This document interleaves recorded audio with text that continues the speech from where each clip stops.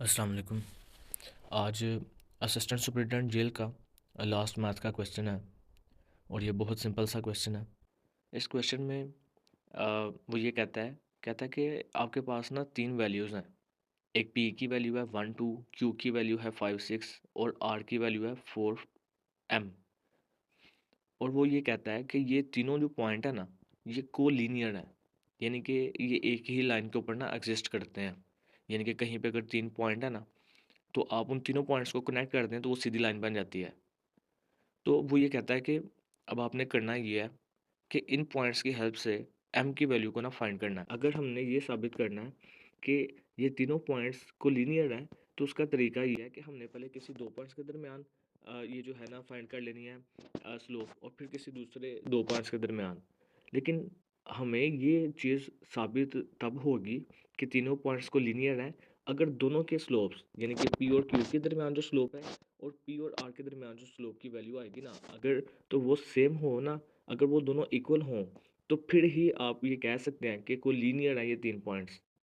तो अब हमने क्या करना है, ये क्योंकि तीनों पॉइंट्स उसने क्वेश्चन में खुद से कह दिया है कि ये तीनों पॉइंट्स जो है ना ये कोलिनियर है, इसका मतलब ये हुआ कि अगर हम जो स्लोप्स, दो स्लोप्स जो हम फाइंड करेंगे, वो दोनों स्लोप्स जो हैं वो एक दूसरे के इक्वल होंगी। यानी कि ये जो पी और क्यू के दरमियान जो स्लोप होगी, पी और क्यू के दरमियान, और जो पी और आर के दरमियान स्लोप होगी, वो दोनों इक्वल होंगी, क्योंकि तभी इसी सिचुएशन में अगर ये दो इक्वल हों स्लोप, फिर ही ये कोलिनियर हो सकती हैं तीनों पॉइंट, अदरवाइज तो ये हो ही नहीं सकते।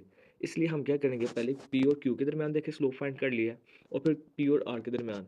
जब हम पी और क्यू के दरमियान, ये पी और क्यू के दरमियान स्लोप फाइंड करने लगेंगे, तो हम ये कहेंगे भाई कि यहाँ पे ये जो 1 है और 2 है, ये x1 x y1 को शो कर रहा है, 5 और 6 x2 और y2 को शो कर रहा है। तो हमें पता है स्लोप का फार्मूला क्या होता है। हम पहले ऊपर वाले हिस्से में जो न्यूमिनेटर वाला हिस्सा होता है, यानी कि अपर साइड जो होती है फ्रैक्शन की, जो वैल्यू है अपर साइड पे, वहाँ पे हम वाई एक्सिस की वैल्यू लिखते हैं, और जो लोअर साइड होती है वहाँ पे हम एक्स की वैल्यू को लिखते हैं। तो हम यहाँ पे यही करेंगे कि एक दफ़ा यहाँ पे ऊपर वाली साइड पे 6 - 2 कर लेंगे, और फिर नीचे हम क्या करेंगे, 5 - 1 कर लेंगे यहाँ। तो देखें, सिक्स में से 2 निकालें 4 आता है, 5 में से 1 निकालें तब भी 4 आता है, तो 4 से कैंसिल हो, तो आंसर क्या बनेगा, ये हमारे पास आंसर आ जाएगा 1। तो अब देखें, अब हमने क्या करना है, हमने दोबारा से स्लोप फाइंड करनी है, लेकिन अब हमने कौन कौन सा पॉइंट्स यूज़ करने हैं। अब हमने एक तो पी को यूज़ करना है, और दूसरा हमने आर को यूज़ करना है। इन दोनों के पॉइंट्स को यूज़ करना है अब हमने। तो इसके लिए फिर वही तरीका कि ऊपर जो है ये वाले हिस्से पे हमने ऊपर वाई की वैल्यूज़ को लिख लेना है, ये ऊपर, और नीचे हम एक्स एक्सिस की वैल्यूज़ को लिखते हैं, तो नीचे हमारे पास एक्स की वैल्यू नज़र आ रही है। तो यहाँ पे देखें कि वाई एक्सिस में यहाँ एम है और यहाँ पे 2 है, तो m - 2 क्या यहाँ पे लिख लेंगे ऊपर वाली साइड पे न्यूमिनेटर में, और नीचे हम क्या लिखेंगे, 4 - 1।